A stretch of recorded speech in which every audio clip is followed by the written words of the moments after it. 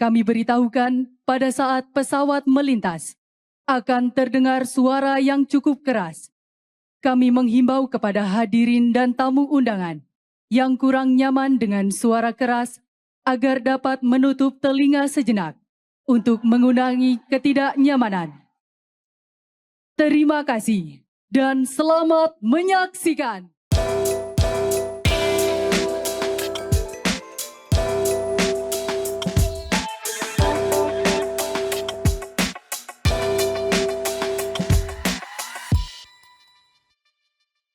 Jumpa lagi di podcast Sudut Pandang, di mana kita membahas berbagai hal dari berbagai sudut pandang. Hari ini sebelum kita mulai, saya perkenalkan dulu. Sebelah kiri saya ada Bro Dede Uki Prayudi. Di sebelah kanan ada Bro Sigit Widodo, yang selalu mengaku keluarga Pak Joko Widodo.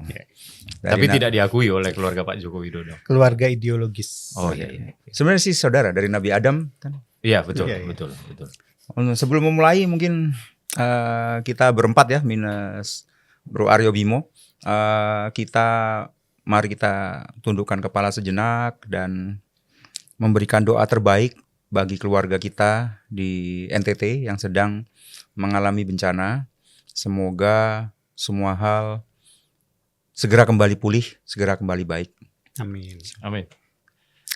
Oke, hari ini kita akan membahas hal yang sudah 2 tahun ini diperdebatkan. Dari sisi kita adalah kita selalu ngomong berdua ini adalah bestie. Di sisi lain ada upaya untuk memecah belah. Sudah bisa ditebak 2 tokoh tersebut adalah? Roy Suryo Dan Tifa. Oh, Salah ya. Ya. Bukan. Maaf. Bukan. Beliau adalah Denny Indrayana dan Profesor Amin Rais. Bukan juga. Bukan dia Prof Amin Rais. Bukan, Salah. Ini adalah persahabatan Pak Presiden Prabowo Subianto dan Bapak Joko Widodo. Ya. Gitu kan. Saya masih teringat kita diskusi bahwa yang memunculkan diksi berdua ini adalah bestie adalah Uki. Sementara ramai sekali riuh rendah mencoba untuk dipisahkan gitu kan. Ternyata terbukti di kemarin upacara 17-an ya. Iya. Duduk sebelahan lo diramein. Iya betul. Padahal emang ada protokolnya, ada aturannya gitu kan. Iya. Memang begitu. Sama yang sidang tahunan ya. Sidang tahunan. 2 momen. Ya. 2 momen. Jadi saya cuma ingin menggali gitu. Ke Bro Sigit dulu ya, karena di media sosial cukup rame gitu. Iya. Mereka tuh mau ngapain sih? Mau misahin Pak Prabowo sama Pak Jokowi itu ngapain? Satu. Kedua, apa ini informasi sebenarnya kayak ada di media sosial tapi kayak nggak pernah muncul gitu secara utuh mungkin ya. Kita coba bahas secara utuh gitu dari perspektif kita. Mengapa Pak Jokowi akhirnya memberikan dukungan kepada Pak Prabowo? 2 hal itu yang perlu kita bahas gitu. Siap. Mungkin kita mulai dari ini aja dulu ya, dari momen beberapa hari terakhir ya. Ya. Artinya ada satu yang hari Jumat ya kemarin ya. Ya. Hari Jumat tanggal 14 Agustus, Pak Jokowi menghadiri sidang tahunan DPR MPR. Ketika Pak Prabowo memberikan pidato pengantar RAPBN dan yang lainnya begitu. Begitu selesai pidato, sebelum meninggalkan tempat itu Pak Prabowo kan datang ke tempat mantan presiden dan mantan wakil-wakil presiden kan. Iya. Mantan presiden yang datang cuma satu, jadi cuma satu ya, bukan mantan-mantan gitu ya. Kebetulan cuma Pak Jokowi yang datang. Nah ketika datang itu langsung mereka berdua berinteraksi gitu dengan gestur yang kalau istilahnya Bro Uki itu memang sangat bestie gitu banget. Nah itu diributin juga sama netizen tuh. Jadi ya bestie karena ada kepentingan segala macam gitulah. Ya sejak gitu. Kapan politisi tidak punya kepentingan itu dari mana? Ya tapi gestur itu kan sesuatu yang kalau menurut saya beda ya antara yang yang betul-betul tulus dengan yang tidak gitu. Saya ngelihat gesturnya Pak Prabowo dengan Pak Jokowi ini tulus nih sebagai teman. Nah yang paling menarik yang tanggal 17 Agustus waktu yang peringatan Hari Ulang Tahun Republik Indonesia ke-81. Itu kebetulan Pak Jokowi itu memang satu-satunya mantan presiden yang hadir gitu. Pak SBY sedang di luar negeri, saya dapat informasinya. Sedang medical check up. Ya. Jadi semoga Pak SBY juga diberi kesehatan. Jangan lupa kirim Al-Fatihah buat Pak SBY, SBY, semoga sehat Presiden ke-6. selalu. Yang ke-6. Nah, kebetulan memang presiden kelima kita kan agak unik ya. Artinya kalau tidak presidennya bukan dari partainya, itu beliau nggak pernah hadir secara dalam sejarah gitu. Jadi presiden kelima ini kan lengser 2004. Dari 2005 sampai 2014 itu setahu saya beliau nggak pernah datang ke Istana Negara waktu presidennya Pak SBY gitu kan. Nah, waktu zamannya Pak Jokowi karena satu partai saat itu ya hadir tuh, selalu hadir. Ya, ya. Nah, kemudian ganti lagi Pak Prabowo, setahu saya nggak hadir juga. Dari tahun lalu nggak hadir, sekarang nggak hadir. Ya, apapun itu tetap Al-Fatihah juga buat Ibu Megawati, semoga selalu sehat. Amin. Harus adil dong. Iya, Betul, iya. betul. Nah, jadi kemarin itu sendirian nih Pak Jokowi gitu. Karena sendirian tentu duduknya jadi sebelahan dong sama Pak Prabowo gitu kan. Memang protokolnya seperti itu, harusnya berjejeran gitu ya kalau kalau mantannya lebih dari Betul. satu. Tapi karena cuma sendirian ya sebelahan. Nah, pas sedang kita menangkap momen-momen yang sangat akrab itu pada saat sedang ini pesawat, ada lintasan pesawat tuh. Nah, itu ketawa-ketawa dan kebetulan di frame bertiga. Ya, ya. Pak Jokowi, Pak Prabowo, Mas Gibran gitu. Saya Yang potong sedang satu frame-nya 3 orang satu ini. frame Iya. di televisi gitu memang. Dan kelihatan sekali mereka bertiga ya akrab, sangat Menikmati sangat momen. menikmati momen 17 Agustus seperti itu. Nah, itu di ini lagi tuh dinyinyirin lagi. Jadi Apa yang bisa dinyinyirin dari salah satu Dari momen kayak Dari gitu. momen banyak kayak lah. gitu. Banyak gitu. Salah satunya udah bukan presiden lagi kok masih di situ gitu. Kan memang protokolnya gitu gitu ya. Banyak lah yang hal-hal lucu lah seperti itu. Tapi memang seperti yang tadi disampaikan Bro Koko, memang setidaknya 1,5 tahun terakhir lah ya sejak Pak Jokowi digantikan oleh Pak Prabowo itu banyak sekali yang mau mencoba memisahkan. Banyak lah, ada beberapa tokoh gitu ya. Tokoh yang saya ingat pernah bilang bahwa Pak Prabowo dengan Pak Jokowi retak itu Pak Amin ya salah satunya ya. Amin Rais ya? Pak Amin Rais itu pernah bicara. Terus kebanyakan pengamat-pengamat sih yang bicara seperti itu. Walaupun saya juga nggak tahu dasarnya apa. Karena kalau kita lihat rekam jejaknya itu Pak Prabowo, tidak cuma Pak Prabowo-nya, keluarganya pun punya hubungan yang baik dengan Pak Jokowi. Mas Didit waktu ke Solo pasti sowan ke Pak Jokowi, seperti itulah. Dan sebaliknya gitu, kalau anak-anaknya ulang tahun mereka bisa kumpul bareng kayak gitulah, seakrab itu keluarganya. Dan itu dianggap ada aja yang nyinyir dan menganggap ya nanti suatu ketika akan pecah begini gitulah. Itu yang yang memang terjadi gitu. Tapi ya sudahlah gitu. Kemarin itu sebetulnya pembuktian bahwa nggak benar nih. Gitu. Bahkan ya kalau kita bicara kita sebagai PSI ya dulu kenapa kita mendukung Pak Prabowo di awal-awalnya kan memang karena ada dukungan juga lah dari Pak Jokowi walaupun mungkin tidak disampaikan secara lugas ya. Oh, bocoran nih, Mas Ya. Koko. Gimana? Nggak mudah ini. Nggak Ya mudah kan, ini. karena Gimana? Pak Kondisi Jokowi tidak kan mudah nggak ini. mungkin juga mendukung karena pada saat itu Pak Jokowi masih presiden gitu. Tapi selalu ada selalu ada tanda-tanda gitu ya disampaikan yang terlihat sekali bahwa memang dukungan Pak Jokowi itu ke Pak Prabowo dan Nunjukinnya pakai gesture, Ya, pakai gesture. non verbal communication, Iya, betul. hal-hal yang kita mesti terjemahkan. betul dan memang nggak pernah diucapkan dukungan itu, tetapi terlihat sekali gitu bahwa Pak Jokowi menginginkan Pak Prabowo yang menjadi penggantinya dan alhamdulillah tercapai begitu kan ya. Ini beda banget ya waktu Pak Jokowi datang ke acara PSI di Solo yang sudah mulai ngomong dukung Prabowo Gibran 2 periode, blan gitu karena sudah Iya. nggak ada beban, beliau bisa Karena tidak karena lagi udah menjabat. nggak ada Betul. menjabat, iya betul. Kalau dulu kan nggak bisa karena dulu Pak Jokowi masih presiden dan kalau Makanya sekarang udah jelas tuh mendukung Pak Prabowo dan Mas Gibran untuk Ya. 2 periode. Dan itu katanya juga ada yang bilang oh itu palsu segala macam gitulah kalau kita bicara haters itulah. Tapi ya kan kebanyakan haters itu kan ke Masuki karena jarang saya jarang punya Iya, haters iya. soalnya. Enggak, ini enggak sih maksud saya ini hitungan orang awam aja kalau saya jadi Pak Prabowo gitu ya. Nyapres 2 kali kalah ya kan. Terus 1 kali menang karena didukung Pak Jokowi, ada Mas Gibran juga ya kan, menang. Terus yang dulu dukung tapi bikin Pak Prabowo gagal, ini tantrum. Pengen supaya beliau pisah supaya mereka bisa masuk gitu loh. Ya. Ya mana mau Pak Prabowo. Ini logika saya ya. Gitu. Gimana Pak Oki? Check and balances-nya. Iya, memang Dari betul logika kan. ini. Memang betul. Pendukung Pak Jokowi yang lama di pemilu 2014 dan pemilu 2019 itu terbelah juga. Ya. Ya kan? Spektrumnya ini ya. Ya. Betul. Ada yang mendukung Prabowo Gibran, ada yang kemudian mendukung Ganjar Mahfud. Kalau Ya. kita berbicara dalam konteks konstelasi 2024 kemarin ya. Dan mereka-mereka yang kemudian mendukung Pak Ganjar Mahfud itu menjadi begitu sakit hati. Ya. Begitu sakit hati, terutama dikarenakan dukungan kepada Pak Jokowi dukungan dari Pak Jokowi saat itu sangat dibutuhkan sekali. Sangat dibutuhkan sekali, ya. Dan ketika dukungan itu seharusnya sudah mengkristal, ya. Ya. Di mata mereka setidaknya ya.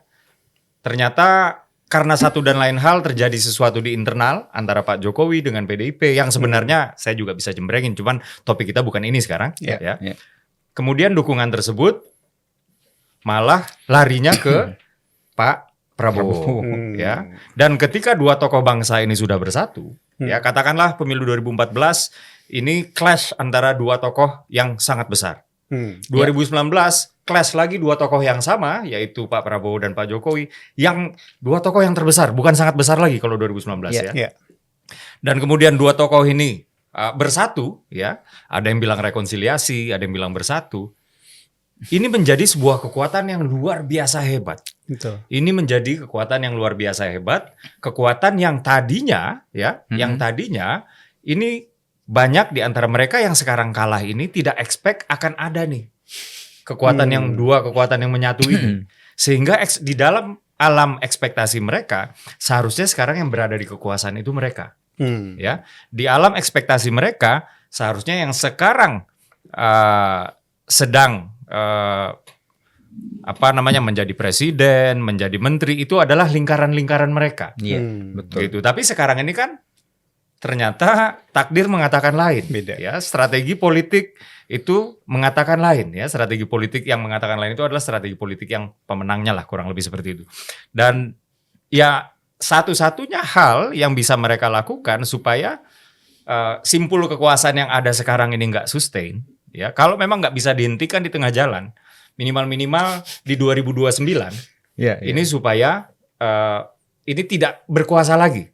Simpul kekuasaan yang ini. Satu-satunya cara adalah apa?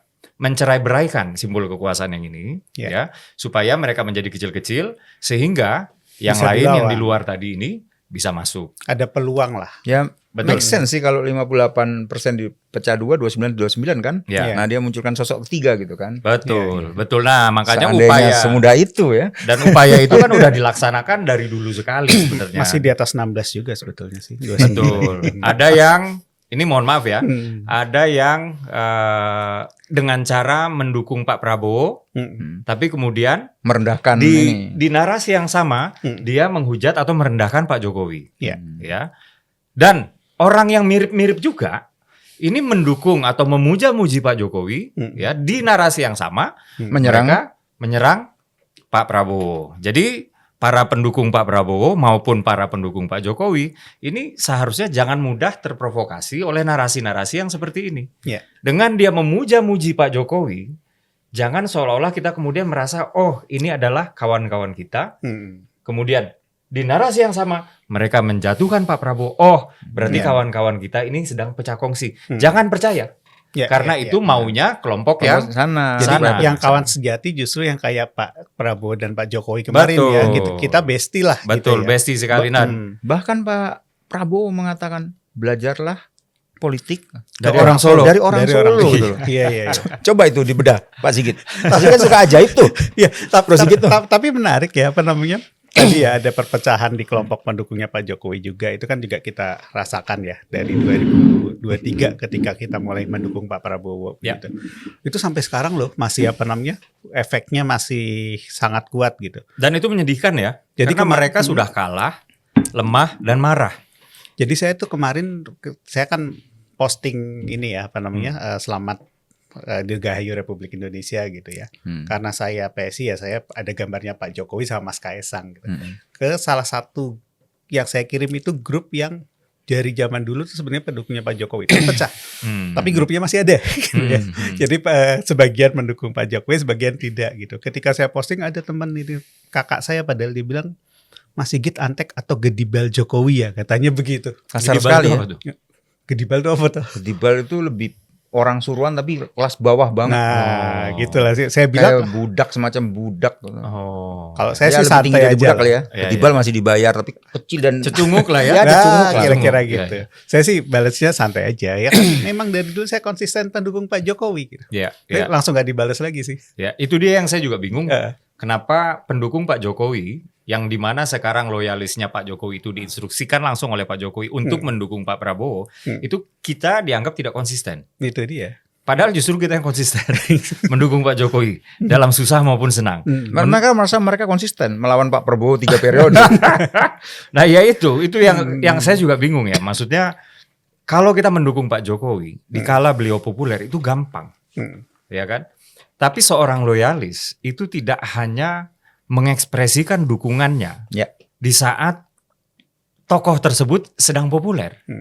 Seorang loyalis ketika tokoh tersebut sedang tidak populer, sedang dihujat, atau bahkan sedang jatuh sekalipun, disitulah loyalitasnya diuji. Kita harus membersamai. Justru kita harus membersamai. Iya, Kita harus membuat sang tokoh itu tidak sendirian. betul. Dan anehnya justru di tengah-tengah konsistensi yang sedang kita lakukan ini, kita yang justru dibilang nggak Nggak konsisten. konsisten. Itu malah terbalik ya, Iya. terbalik kalau orang Jawa bilang ya. Ya. Dan habis-habisan ya Hmm. untuk memecah ini adalah Pak Jokowi dihujat habis-habisan dengan berbagai konten yang menurut saya Pak Jokowi sudah mengalami semuanya lah. Saya udah ngomong berkali-kali lah di fitnah apa aja ya menter tetap menang itu. Iya. Mental pemenang gitu kali ya. Betul. Mental Ingat, pemenang. seorang pemenang itu dia memikirkan cara untuk menang. Iya. Seorang pecundang itu memikirkan pemenang. Jadi gimana supaya si pemenang ini nggak di pikirannya itu nggak lebih baik daripada dia, Iya, gitu. iya, iya. Akhirnya keluarlah ucapan-ucapan yang merendahkan segala macam. Cuman seorang pemenang nggak memikirkan Nggak itu. memikirkan itu. Iya. Karena seorang Noise bukan Iya. substance itu. Noise. karena seorang pemenang mikirin substance gimana caranya untuk menang, gitu. Jadi ya begitulah. Ada orang yang kalah tapi bukan pecundang, ada, ya. Tapi memang ya begitulah noise itu ya. Iya, Enggak, tapi kayak itu loh ya. Kayak orang yang kesel sama semua hal gitu. Ada orang posting tinju dibilang, "Ah, gitu-gitu aja jurusnya." Ada orang nge-gym, posting nge-gym. Bukannya sholat Ngapain Jumat. sih gitu? Ngapain sih? Apa posting-posting kayak ada yang care aja. Dia nggak ngapa-ngapain loh. Mengomentari orang lain yang sedang beraktivitas dan Iya. bahagia gitu. Bagaimana Pak Jokowi coba yang setiap hari dikunjungi orang, rumahnya rame ya. Atau misalnya yang ketika ada pertemuan dengan Pak Prabowo terlihat akrab ya, kadang-kadang bahkan di rumahnya pun dikunjungin sama orang-orang kepercayaan Pak Prabowo. Iya, betul. Bahkan oleh putranya sendiri Mas Didit. betul. Bahkan oleh Pak Sudar ya. Iya, Yang sekarang menjabat sebagai kepala BGN. iya, Pernah juga oleh asprinya Mas Iya, Rizky. betul. iya. Nah, dan coba lain itu tanya. sebagainya. Coba tanya itu Mas Didit, Mas Daryono sama Mas Rizky itu dibayar nggak untuk datang ke itu rumah Pak Jokowi? Oh iya. Mas, Harusnya kemarin itu siapa? Pak FX Rudi yang nanya. Iya. Pak FX Rudi ini nanya. mohon maaf nih, kita bertiga udah pernah kan? Sudah Sudah. pernah. Dibayar nggak? Kita terbuka aja nih. Kalau saya nggak. Saya enggak. Nggak. Kalau sampai ada yang dibayar saya minta. Bagi dua. Datang sendiri. Iya. Kita yang jelas partai yang dipimpin anaknya Pak Jokowi ikut antri loh kita. Antrinya mah nggak main-main, panjangnya Nggak gerah main-main. banget. Iya. Iya. Dan kalau kita berbicara persahabatan Pak Jokowi dan Pak Prabowo itu adalah kebestian atau persahabatan yang sudah lama terjalin. Ya. Dan di antara mereka, di balik persahabatan mereka, kalau dibilang paling karena ada kepentingan politik gitu. Memang betul, cuman jangan lupa di dalam politik itu ada yang namanya human relation. Yes. Ya. Kalau human relationnya sudah terbentuk dengan baik, kepentingan itu bisa dibuat. Artinya mudah untuk mencapai kesepakatan untuk misalnya memenangkan kontestasi, kebijakan lobbying dan lain-lain. Itu semuanya bisa dibuat. Betul. Tapi yang jelas harus ada human relation.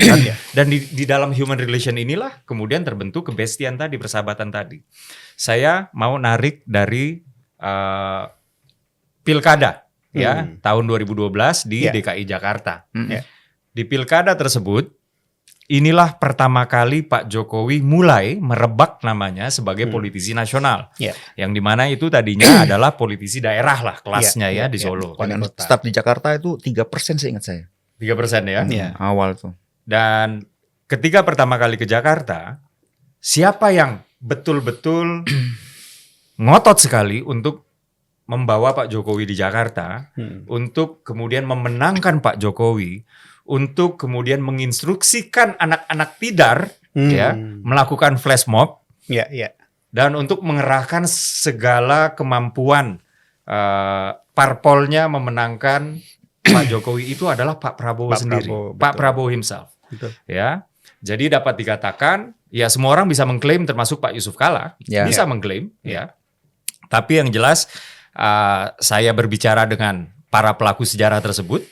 Dan memang betul ya bahwa Pak Prabowo lah yang paling ngotot sekali untuk memboyong Pak Jokowi dari Solo ke Jakarta. Ya, jadi dapat dikatakan Pak Prabowo itu adalah orang yang sangat berjasa sekali, sangat berkontribusi sekali terhadap karir politik Pak Jokowi. Ya. Lalu masuk ke tahun 2014 ya, Pak Jokowi kemudian ikut kontestasi politik level nasional. Ya, di Jakarta namanya sudah berkibar. Berkibar di Jakarta sama dengan berkibar di nasional. Karena gubernur di Jakarta bersin aja masuk berita. Betul. Nah, kemudian bertarungnya dengan siapa? Pak Prabowo. Dengan Pak Prabowo himself. Dan inilah pertarungan yang menurut saya, yang saya ikuti, pertarungan kontestasi pilpres yang paling keras, paling kejam. Di situ pembunuhan karakternya udah nggak kira-kira, ya. Ada harian obor rakyat, ya kan? Ada fitnah Pak Jokowi PKI, segala macam lah. Hanya bukan Haji. Hebertus. Kemudian menang Pak Jokowi, kontestasi lagi, ketemu lagi di 2019. Dan saat itu saya ikut terlibat. Dan saling serang itu luar biasa hebat. Yang sampai sekarang kalau kelompok-kelompok yang kalah di 2024 ini, ya. 2019. Kelompok yang kalah di 2024 ini mengira rekam jejak serangan-serangan saya di 2019 itu ngaruh. Ya, sehingga sering dipakai untuk menyerang saya seolah-olah saya itu pelintat-pelintut dan segala macam. Nyerang kita semua sih. Nyerang kita semua, iya. Dan kembali lagi ya, di 2019 itu Pak Jokowi lagi-lagi mengalahkan Pak Prabowo. Ya. Dan apa yang dilakukan oleh Pak Jokowi yang Pak Prabowo sangat terkesan sekali. Pada saat itu ketika Pak Jokowi diumumkan kemenangannya oleh KPU, Pak Jokowi datang ke rumah. Ya, umumnya yang kalah itu yang nyamperin yang menang. Minimal telepon, ya. Pak Jokowi, selamat ya Anda sudah menang. Minimal begitu. Ya. Tapi yang terjadi adalah apa? Pak Jokowi nyamperin Pak Prabowo. Betul. Pak Jokowi, pernah terjadi itu. Nggak pernah terjadi. Pak Jokowi nyamperin Pak Prabowo, Pak. Bapak adalah seorang nasionalis, Bapak adalah seorang patriot. Kita bangun bangsa ini bareng-bareng, Pak. Dan Pak Prabowo yang tadinya adalah kontestan pemilu yang artinya sejajar dengan Pak Jokowi juga menunjukkan kenegarawanannya. Oke, kita bangun bangsa ini bersama-sama. Dan karena Pak Jokowi sudah presiden, maka Pak Prabowo masuk ke dalam pemerintahan sebagai Menhan. Menteri, betul. Gitu. Dan bagi saya ini keputusan yang luar biasa hebat. Kenapa? Bagi seorang Prabowo Subianto yang pernah mengangkat Pak Jokowi dari Solo ke Jakarta menjadi gubernur, menghabiskan sumber dayanya agar Pak Jokowi bisa jadi gubernur, yang kemudian dikalahkan 2 kali, lalu kemudian ya demi kepentingan yang lebih besar bersedia untuk menjadi menteri. Dan menteri itu adalah pembantunya presiden. Nah ini kan dibutuhkan kelapangan dada yang luar biasa hebat ya. Itu pun dihujat ya. Itu pun Pak Prabowo dihujat. Pak Prabowo dihujat habis. Pak Prabowo dihujat habis. Dan mungkin dalam hati Pak Prabowo tersenyum ya. Alhamdulillah darah kotornya pergi semua gitu. Dosanya dihapus. Nah, setelah itu ya di 2024 Pak Jokowi yang kemudian saatnya Pak Prabowo jadi presiden. Hmm. Dan ini kan artinya apa? Artinya kebestian mereka itu secara retrospektif kalau kita lihat ke belakang itu sudah teruji dengan waktu. Ya. Ya, ya. Dan mereka itu udah saling berkontribusi terhadap karir satu sama lain. Betul. Ya, sudah saling serang, ya. Iya. Sudah Ya, ya. saling hantam-hantaman, tapi di luar konteks hantam-hantaman itu ada kepentingan yang lebih besar, yaitu kepentingan bangsa, dan mereka sudah tunjukkan itu dua-duanya. Betul. Dua-duanya. Dan ingat, ketika Pak Prabowo ya sebelum dilantik, Pak Jokowi itu mempersilahkan orang-orang Pak Prabowo untuk ikut masuk ke dalam pemerintahan. Hmm. Ya, supaya apa? Supaya proses transisi Transisinya ketika Pak mulus. Prabowo dilantik, itu Mulus. Pak Prabowo langsung jos kerja. Ya. Nggak buang-buang waktu. Nggak buang-buang waktu, ya. Sehingga dimasukinlah waktu itu, misalnya ya, ini menurut dari yang saya dengar ya, itu misalnya Mas Thomas Jiwandono dan orang-orang Ya, yang ya. berada di tim transisinya Tim Pak transisi. Prabowo itu Ya. sudah masuk ke pemerintah. Ya. Supaya apa? Supaya kemudian ikut bernegosiasi dengan DPR menyusun APBN. Supaya langsung gerak. Supaya langsung gerak. Gercep ya. Dan Ya, ya. itulah dia proses transisi pemerintahan antara dua Ya. rezim yang Yang paling mulus Ya. yang pernah dialami Indonesia. Betul. Bahkan saya berani klaim dialami oleh negara manapun di dunia, itulah yang paling mulus. Nah, itu yang menurut Pak Prabowo tuh sebetulnya politik gaya Indonesia tuh. Guyup. Bro Uki. Jadi kalau kita bicara gaya politiknya Barat itu kan selalu zero sum game. Kan? Zero sum game. Sementara kalau di Indonesia bisa win-win tuh. Ya. Bahkan sebetulnya kalau kita mau bicara zaman Sosial kita, kapital Indonesia nggak sih? ya zaman Kayak kita gitu. sekolah, Betul. itu kalau kita mau jadi ketua kelas, yang kalah biasanya jadi wakil ketua kelas tuh, Mm-mm. Iya. Mm-mm. gitu kan. Mm-mm. Benar. Bahkan ada juga organisasi misalnya IDI tuh. IDI itu yang dipilih selalu wakil ketuanya, bukan ketuanya. Jadi wakil ketua nanti otomatis jadi ketua, kayak gitulah. Mm-mm. Ada gaya-gaya demokrasi gaya Indonesia yang agak berbeda yang menurut saya dipraktekkan oleh Pak Jokowi dan Pak Prabowo. Ya. Betul, betul. Dan saya ingat ya pertama kali Pak Prabowo ke PSI, Hmm. saat itu nih saya jujur aja, saya masih jadi pendukung Ganjar ya saat itu ya. Ya. Tidak hanya Anda, Pak. Oh gitu ya. Jadi Ya. saat itu saya masih agak dingin tuh. Ya, Ekspresi saya masih agak dingin. Foto saya nggak ada yang senyum, Pak. Saya juga. Cuman Saya udah senyum. ada yang membekas dari ucapan Pak Prabowo saat itu. Hmm. Itu adalah di 2045 Indonesia sudah harus menjadi negara maju. Ya. Dan syarat untuk menjadi negara maju 13 tahun ke depan ini adalah kita semua harus bersatu. Betul. Sekali lagi kita semua harus bersatu. Itu agak luluh kita ya. Agak luluh. Agak luluh. Iya. Itu- Dan di pertemuan tersebut nggak ada ngomong koalisi. Nggak ada. Nggak ada. Nggak ada ngomong koalisi loh. Habis itu beliau komplain nggak disediakan kopi. Iya. Wah, langsung kita nyiapin kopi. Tapi saya salut karena saat itu panas sekali tuh ruang tamunya PSI, Iya. ya panas sekali. Tapi yang komplain malah kita, ya. Iya. Tapi ini ya, Tamu-tamu kita saat itu Pak Prabowo dan tim tidak ada yang nggak ada komplain. kemungkinan. Gini, maksud saya kita yang begitu keras kepada beliau ya. Beliau tuh memaafkan apapun yang pernah kita ucapkan. Ya. Dan satu yang beliau panggil itu adalah paling keras di antara kita semua. Dia adalah Bang Ade Armando. Ya. Ya, betul. Dipanggil, dipeluk, Ya. habis itu Bang Ade kalau kritik saya lebih keras lagi. Hmm. Luar biasa ya. Luar biasa. Dan di momen itu kita sama-sama kaget ya. Oh, kok nggak seperti bayangan kita ya? nggak seperti bayangan Nah, kita gitu. ya, kayak gitu kan. Dan di saat itu ya kita semua mungkin baru mulai berpikir, Berpikir ya kan? ulang ya. Berpikir Mulai ulang. melakukan kalkulasi kan. Ya, 3 ya, capres gimana gitu. betul, betul. Saya mau tadi ngomong tentang Pak Jokowi, Pak Prabowo berdua akhirnya sampai Pak Prabowo menang gitu ya. Ada satu hal menarik yang pernah diungkap oleh Bang Hasan Nasbi.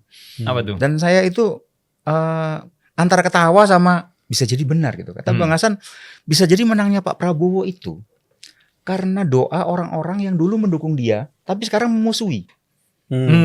Kenapa begitu? Doa itu nggak ada expirednya kata Bang Hasan. Bisa Hmm. aja doanya zaman dulu dikabulkannya sekarang. Oh iya.